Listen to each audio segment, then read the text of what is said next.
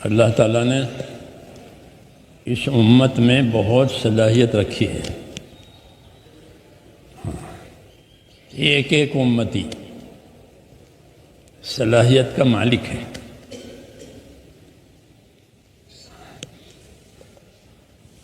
نبی یہ چاہتے ہیں کہ ان کی صلاحیتیں جو ہیں امت کی صلاحیتیں حق پر لگیں.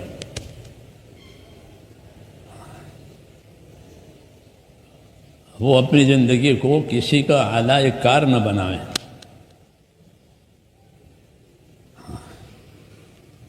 کیونکہ جب آدمی اپنی زندگی کو مقصد پر نہیں لگائے گا تو وہ کسی کا اعلی کار بنے گا یا اپنے نفس کا غلام بنے گا، اپنی خواہش کے تابع ہوگا. جی ہاں، اس لیے اپنی صلاحیتوں کو امانت سمجھنا ہے. اللہ نے ایسا ہی بنایا ہے آدمی کو. ایک ایک آدمی ایک دنیا ہے. یہ کہتے ہیں کہ دنیا میں کیا نہیں ہے، ایسے ایک ایک آدمی ایک ایک دنیا ہے. اتنی طاقت اللہ نے اس میں رکھی ہے. ہاں، اور یہ طاقت ساری کی ساری مقصد پر لگنے کے لیے ہے. بہت طاقت دی ہے. کیوں پیدا تو یہ کیا کہ ہم نے انسان کو کمزور پیدا کیا. جی ہاں، وہ کمزور ہے، اس کی بناوٹ میں یہ کمزور ہے، لیکن اس میں صلاحیت اتنی ہے کہ یہ فرشتوں سے بھی آگے جائے گا.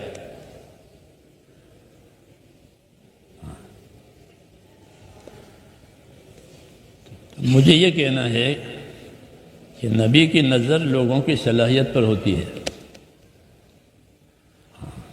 اس لیے نبی کسی کا دشمن نہیں. وہ نبی سے لوگ دشمنی کریں گے، یہ ہے، اس سے گھبرانا نہیں چاہیے. نبی سے، نبی کے کام سے لوگ دشمنی کریں گے ہر زمانے میں، اور صرف انسان نہیں، جن بھی دشمنی کریں گے. یہ ہے. وَكَذَلِكَ جَعَلْنَا لِكُلِّ نَبِيٍّ عَدُوًّا مِّنَ الْمُجْرِمِينَ. جواب، مجرم لوگ جنوں کے، انسانوں کے، یہ نبی سے دشمنی کریں گے، ان کے کام سے دشمنی کریں گے. یہ اللہ نے نبی کو بتایا. اس لیے دین کے کام سے مخالفت، دین کے کام میں رکاوٹ آنا یہ کوئی نئی بات نہیں ہے، چلی آ رہی ہے. ہاں، چلی آ رہی ہے. بچپن میں حضور صلی اللہ علیہ وسلم تھے تب آپ کو لوگ قتل کرنے کا سوچ رہے تھے. ہاں، کیونکہ ان کو معلوم تھا پہلی کتابوں سے کہ یہ بچہ ہے مگر یہ نبی بنے گا. یہ لکھا ہے. تو بچپن سے آپ کو مار ڈالنے پر لوگ پیترے رچتے تھے.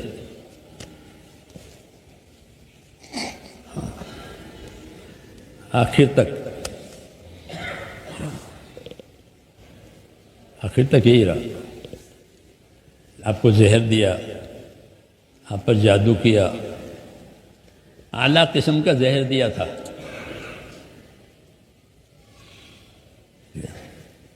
بہت سخت زہر تھا. جیسے کوئی آدمی نے کوئی غلط چیز کھا لی ہو تو موسموں میں وہ چیز اثر کرتی ہے. ہاں، تو ایسے وہ زہر موسموں میں اثر کرتا تھا جو خیبر نے آپ کو دیا تھا. ہر سال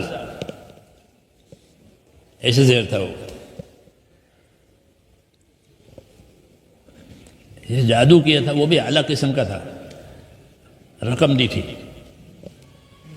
جادو والے کو، 3 دینار دیے تھے سونے کے. تو وہ جادو بھی بہت تیز تھا، 6 مہینے تک رہا اس کا اثر.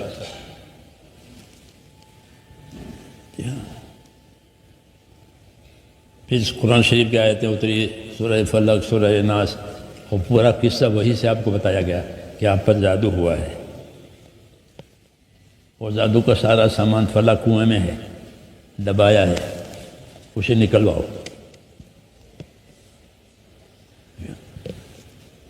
تو یہ میں اس لیے کہہ رہا کہ یہ چیز پرانی ہے۔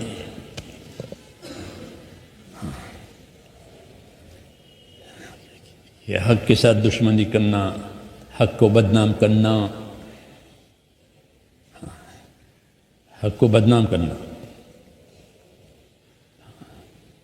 حالانکہ یہ دین حق ہے، سچا ہے، کتاب سچی، اللہ سچا، رسول سچا، سب سچا، پھر بھی کیچڑ اڑانا۔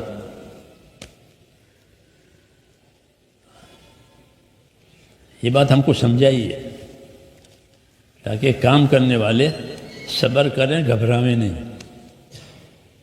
اپنا کام کرتے رہیں۔ کام ہی کام کا علاج ہے،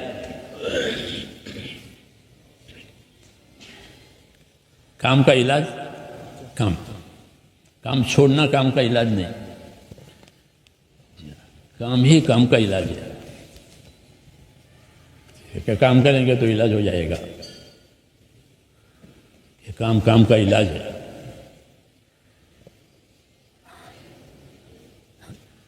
تو میں کہ نبی کے دشمن انسان بھی ہوئے، جنات بھی ہوئے، جن بھی آپ کے دشمن تھے۔ جیسے جن مسلمان ہوئے، ایمان لائے، 6 مرتبہ حضور صلی اللہ علیہ وسلم نے جنوں کا اجتماع کیا تھا۔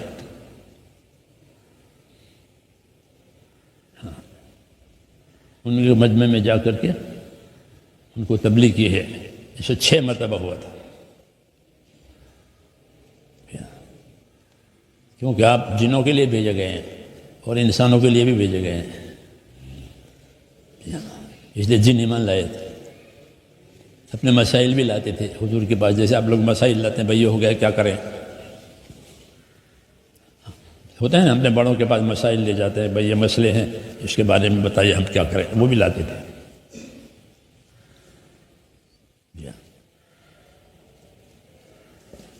اور ان میں دشمن بھی تھے، جنوں میں دشمن نکلنے والے۔ تو یہ کوئی نئی بات نہیں ہے، ہم اپنے آپ کو اللہ کی طرف متوجہ کریں، یہ ہمارے پاس اس کا علاج ہے۔ ورنہ ہم کتنوں کو جواب دیں گے، کتنوں کے ساتھ الجھیں گے، کتنوں کے ساتھ لڑیں گے، اتنی کو طاقت ہے، اور پھر ان پہ لڑنے جائیں تو پھر ہم اپنا کام کب کریں گے؟ سمجھدار آدمی نہیں الجھتا، صبر کرتا۔